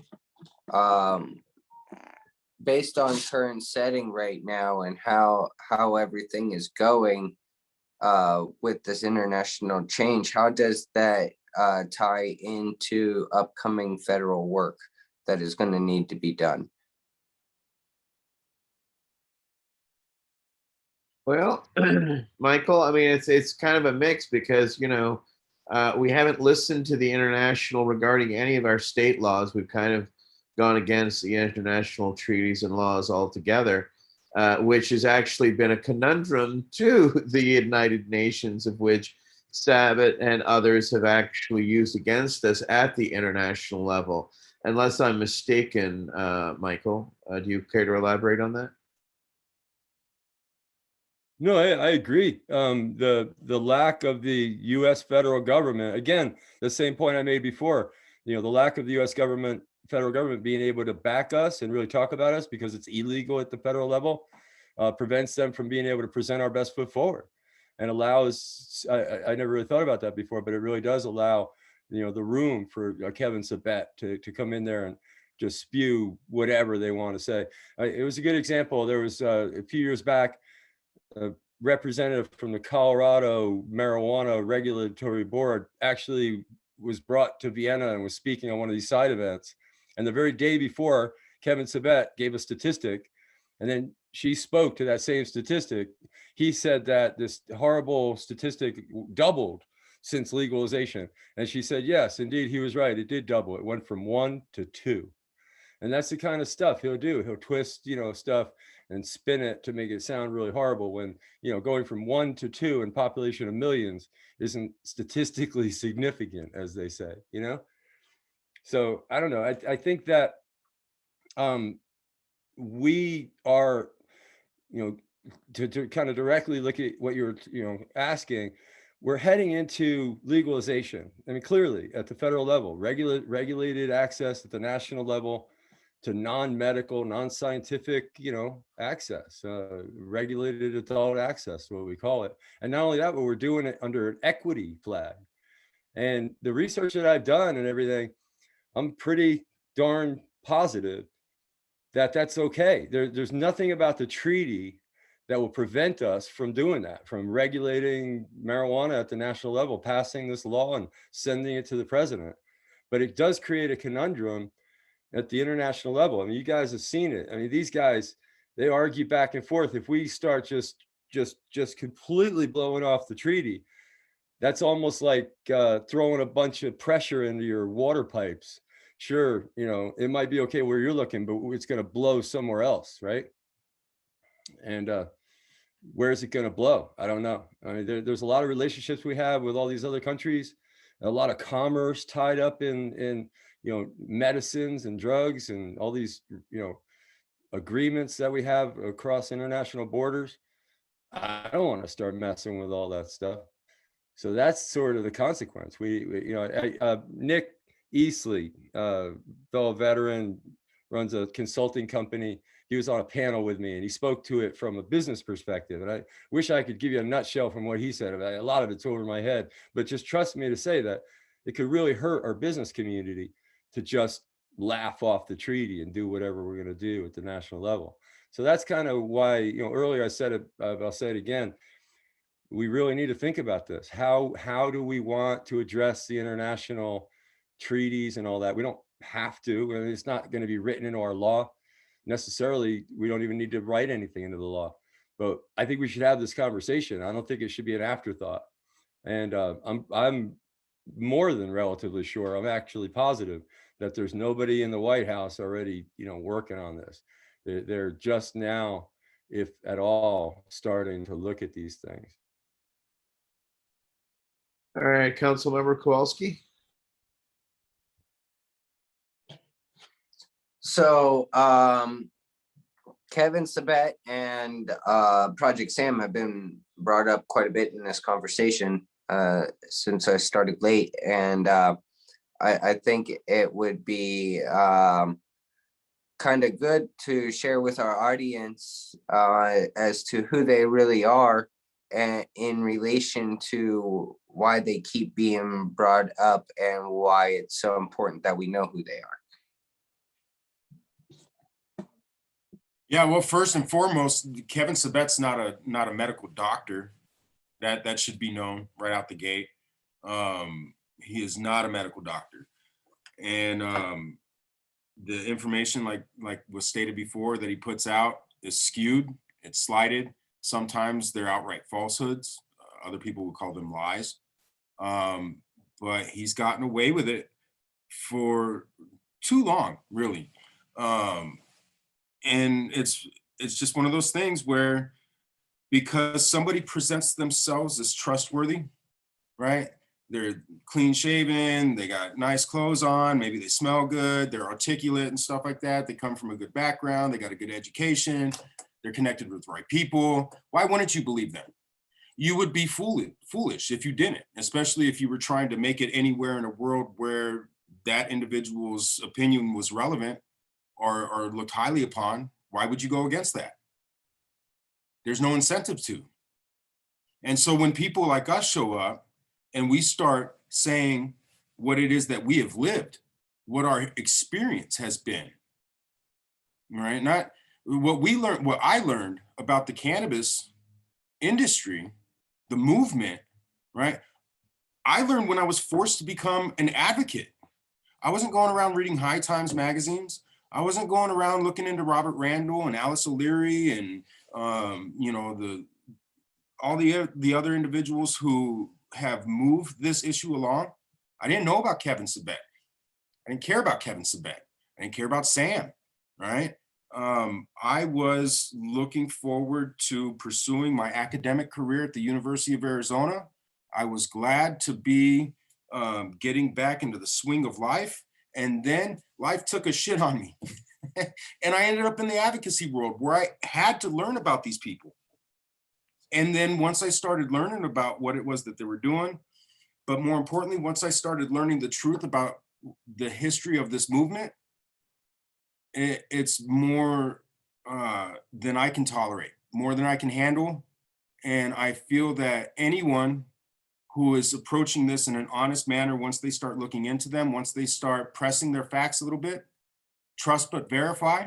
I'm not telling you one thing or another. He might be issuing some stuff that you believe and that you look at and you could justify in your own head.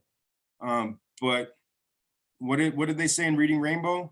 Don't take my word for it. Like, go read about it. All right, Councilmember Buckley. Yeah, this has been fantastic. Like I said, that wasn't smooth, was it? Anyway, what I was really coming in with my goal was to kind of learn more about what happened at the UN due to me not having putting in the effort like these other gentlemen have to sit on all those meetings. And it is invigorating. Like, one thing we definitely know we need to do is have more representation at the international level in order to suppress people who write books like Kevin Sabet, who look very impressive on paper. I mean, I'll say for myself, if you served in a Democrat and a Republican administration, you're going to get my attention because you've worked both sides of the street. However, we kind of know what we saw there, and hopefully you guys are taking this home, what we've illuminated you on. I encourage you to read more about him. And, another thing that kind of revalidated what we're all doing here, I'm going to disagree with Councilmember Kowalski respectfully. In times of war, I look at it as the military, we fight the battles, and the politicians have to make the peace. And, it's a very delicate dance in terms of setting the conditions, making sure it is appropriate for that time to make the peace. And what invigorates me about what we're all doing collectively is we as veterans, we're throwing the weight on our back. We got it. We'll take it. We're going to march this thing forward, and we'll take this fight as far as we can. And I think through our research and everything that we're being proactive about, we'll have that opportunity to say, hey, we've taken this thing as far as we can. We have met the conditions on the battlefield. Now you are elected representatives. It is time for you to make the peace, in terms of peace, not just for our veterans to live the life of peace, but other people who suffer from ailments that can be helped cured by or symptoms reduced by the power of medical cannabis. So I just want to thank you all. This is more me like as a fan coming on here to listen from all of you and learn. So I just really appreciate all the time. Thank you, council member. Well, we've been going at this a while, so let's kind of we'll go through some closing remarks. We'll go through the council members and gauge your thoughts. Council member Armstrong, closing thoughts, ideas on your experiences at the United Nations this week. Well, I don't really have much. I think I've shared everything. I really was trying to, like Rico said, it was trying to get a sip of water out of a fire hydrant. So, trying to absorb what I could. And this conversation tonight was, it answered a lot of the questions I had. I could sit and listen to Michael talk about it for another few hours for sure, because, I think we can all learn from what he's doing.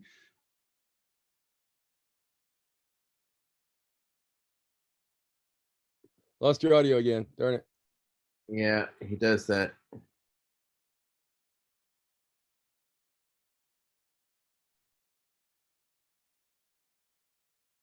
All right. Sorry, council member. Differently than the rest of us do. Is that he's looking at it from an international point. So he's looking from the outside in, and he's seeing that point of view a lot more often. And that rules once we became a superpower,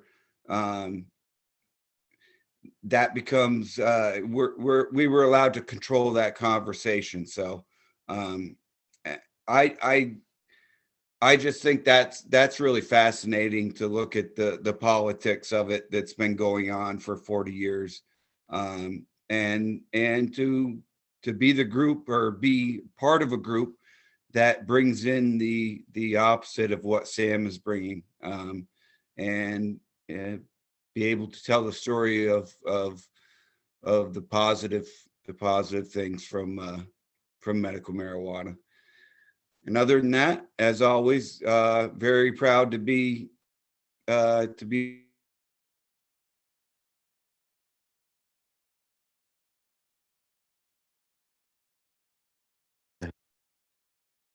don't get it. It just cuts in and out. Yeah, sorry, George, you're happened.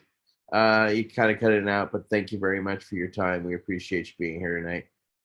Council member Aaron Pluff, closing remarks, thoughts, ideas. Idea wise, I'm like, hey, how about that green paper goes out to about 150 different people that I didn't know about last week. But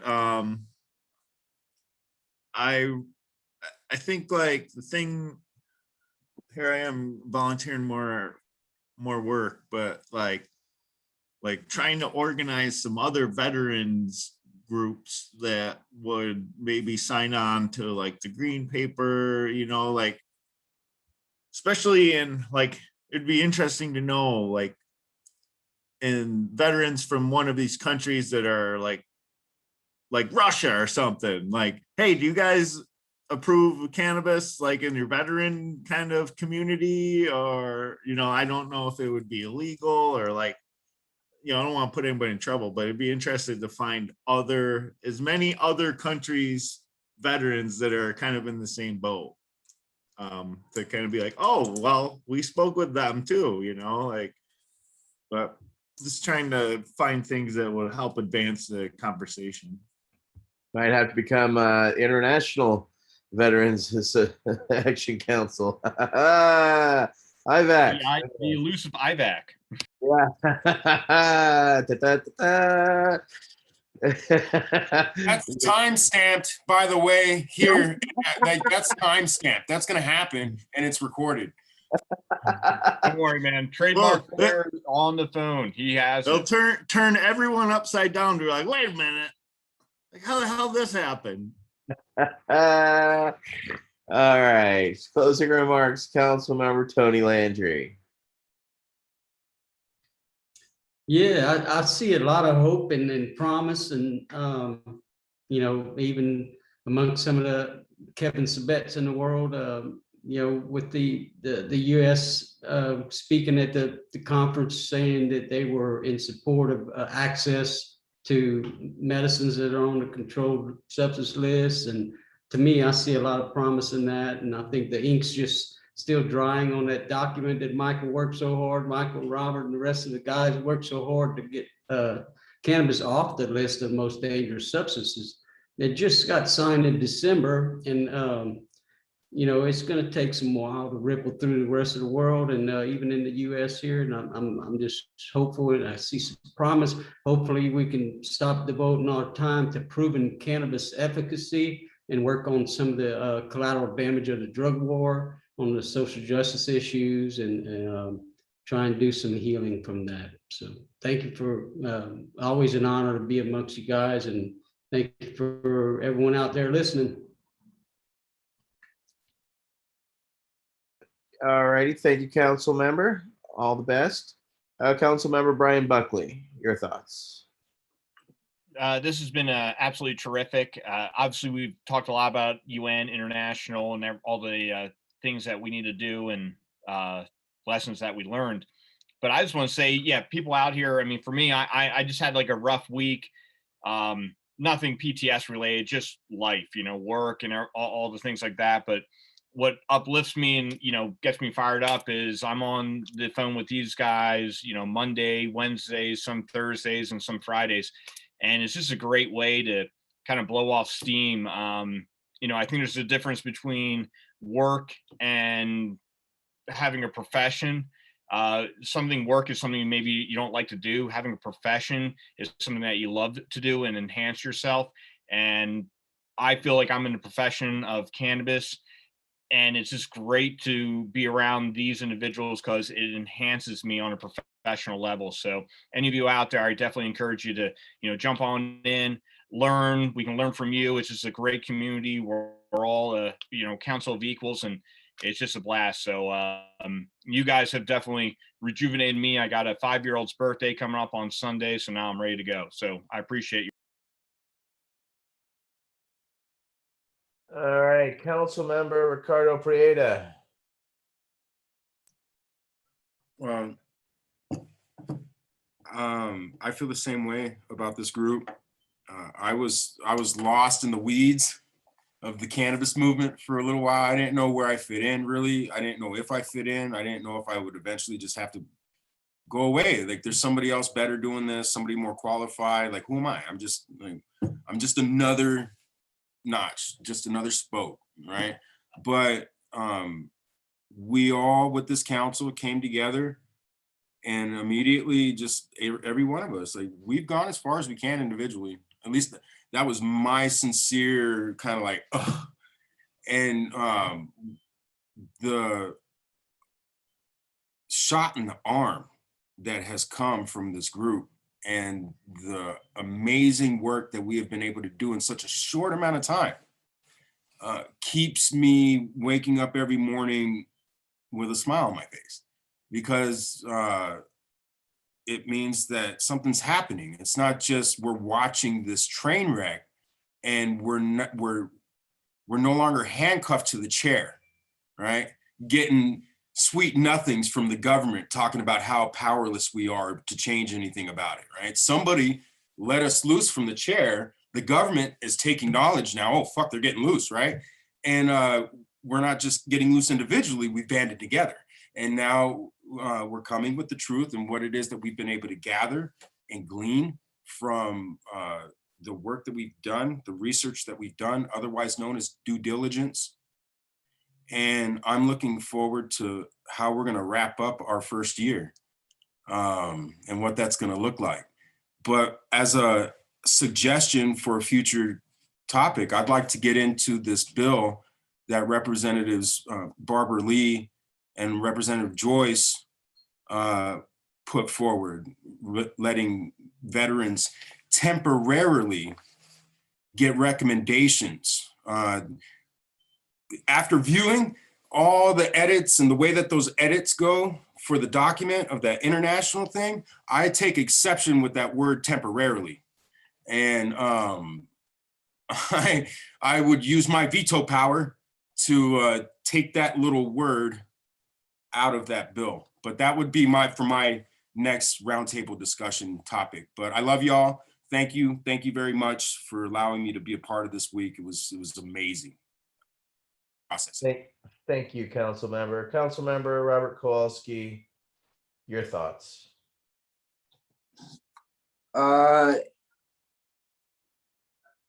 Yeah, I had something clever I was gonna say, and then I thought about it, and I was like, us as a loosely organization of like-minded individuals, I see that through it come big things with building community, coming together with camaraderie, and finding things that are wrong and finding avenues of approach to right some wrongs. And with this action council, what I've learned from this group certainly is that you got to be careful what you wish for amongst our peers, because we're going to be the ones that are going to look into it. We're going to find a way to achieve it. And then we're going to give you those tools and allow you to achieve it on your own. And with that, it builds a sense of pride. And it builds a sense of solitude that you know that no matter what battle you're going to face, whether it is this cannabis issue or not, you have a band of people behind you that are willing to support you, to egg you on, and to help you interpret your own best you. And with that, I think that would be my closing thoughts. Much love and mad respect. It's been an honor to learn from you this process, and I can see why you were inspired, and thank you for inspiring us to get involved, because you have definitely been one of the leaders to show us the way, and I appreciate it greatly. I love being a teacher and a student. It's so much fun. It's so much more enriching in life. And let's go on over to council member Michael Crowitz, who was our sage, our rock through this, helped us with this learning curve, which of course we still have to go for, and learn more, just because we went through 4 days, we got to now absorb it and strategize. How'd we do overall? And, compared to other, instances similar in the past, where would you rate this one? And then your closing remarks. Yeah, I guess the first thing I'll say is that it's amazing. It feels like a hell of a week, doesn't it? I mean, you really feel the week. It's like, that's a week. Okay, now I know what a week is. Holy shit. And by the way, that's without having to manage the trains or go for like the quarter-mile hike to get to the meeting room from the front gate or whatever 18 times a day, or try to find a place to smoke a joint. That's another quarter-mile hike. So yeah, but I think ending this with the story of how I got started in the very first place is a good thing to bring up here. It was back in the very early days of the internet, and I was printing everything. I was finding all this stuff that I'd been looking for and couldn't find, and there it was. And then I was printing everything. I must have gone through 30 pounds of paper before I slowed down printing. And one of the things that I was looking at was the U.S. Constitution, and that's veterans. I mean, I don't know how many times over the years in doing this stuff with you guys, we come back to the Constitution, the Constitution, the Constitution. I mean, we signed an oath, we swore oath to uphold and defend the Constitution, and that sticks with you. I don't know, somehow that appended to our souls, And in the U.S. Constitution, it's got this language where it says treaties once ratified become the supreme law of the land. And when I saw that, and then I started looking at all this stuff with this drug control treaty, I don't know, something locked up in my brain, and I had to pursue it. It was like an instant rabbit hole I couldn't resist, and here we are. But as a quick wrap up, right? So we had this week, we submitted a 1,500 word essay, which I thought really kicked ass, which summarized, everything in our green paper and gave them the link to the green paper and everything, and had, I don't know, 20 or 30 of us sign on to it from around the USA. And that we submitted through a routine process through the Secretariat of the Commission. And it's now enshrined on a United Nations website as part of the official documentation forever of the 64th Commission of the United Nations Narcotics Control Board. And I just think that's cool. I think it's really cool. We're going to do some stuff with that, see if the media will pick up on it and, find it interesting. That's going to have a little bit of a life of its own yet. Love that it's there and it's on the record. Back in when I was a kid, grew up going to Sunday school, and they show us these books of the war. And one question that always seemed to come up is, where were the good people during this shit? Where were the people that fought against this? And when the future people look back on this, they may not even see Kevin Sabet in the myriad of, I'll be nice and say dirt bags, but they will see that. They'll see that document. It'll be there. So we did that. We also submitted in these informal meetings that we've gotten pretty good as non-government organizations actually working with the system. And we get these informal meetings with high-ranking people, the people that actually run these UN drug control programs, the International Narcotics Control Board and the Commission and all that. And we have these informal sessions where informally you have to submit questions in advance and be there right on time and, go in the dotted lines. And yeah, it's getting more and more formal every year for this informal sessions, but y'all participated and sent a showstopper question to the INCB, which I thought was just fantastic. Engaged the president of the International Narcotics Control Board, the director of the UN Office on Drugs and Crime, and the chair of the Commission on Narcotic Drugs, and lastly, the World Health Organization, head of the Essential Medicines Department Expert Committee on Drug Dependence. And you did that all this week, as well as 9, I'd say at least 9 side events that y'all covered, and endless plenaries. That's a lot. Thank you guys. Thanks for being part of our team in Vienna. It was an honor and it was a privilege, and it was a challenge. It was learning. It was frustrating. It was angry.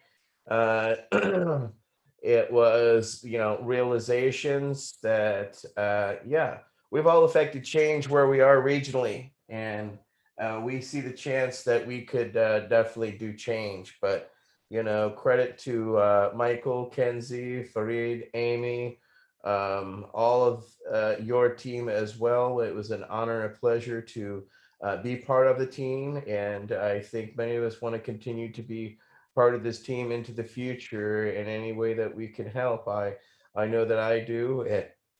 I feel compelled to also make other people aware so that they can get involved.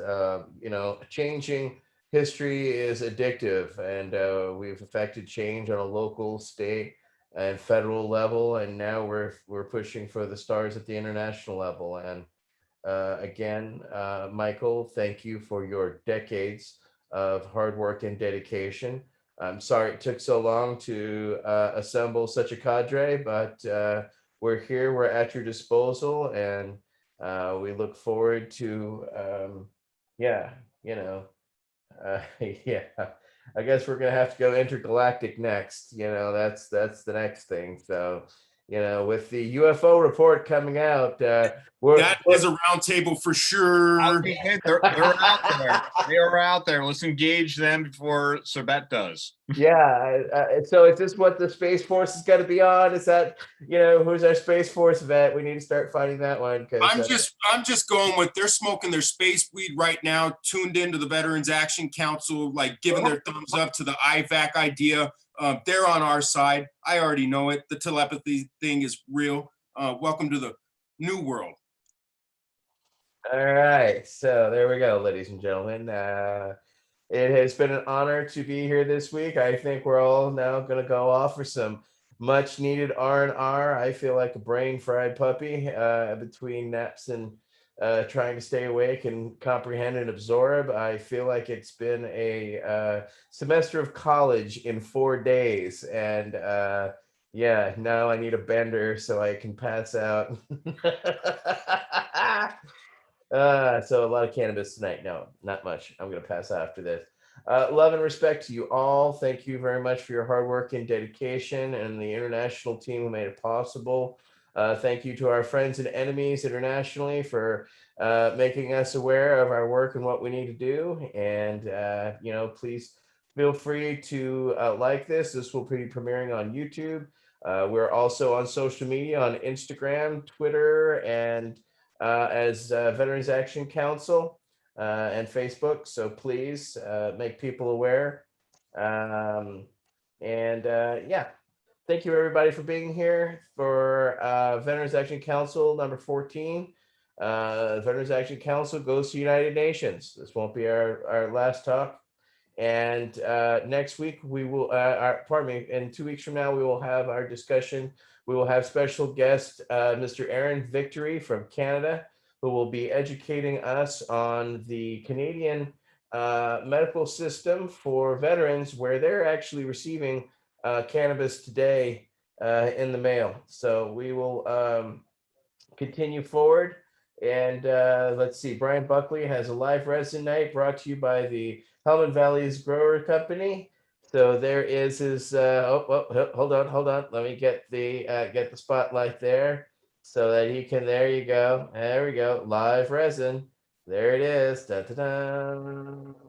He is modeling it today. We'd like to thank our model, Brian Buckley, for showing us the wonderful warning labels and the California marijuana code so that you're aware of the legalities. And next thing you know, we're going to have your license number. So Wait, one is CH. No, I'm just kidding.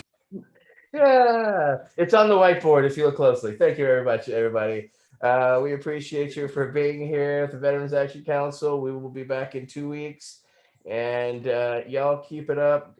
We love y'all. We respect y'all. And we'll talk to you soon. Thank you very much. Be good.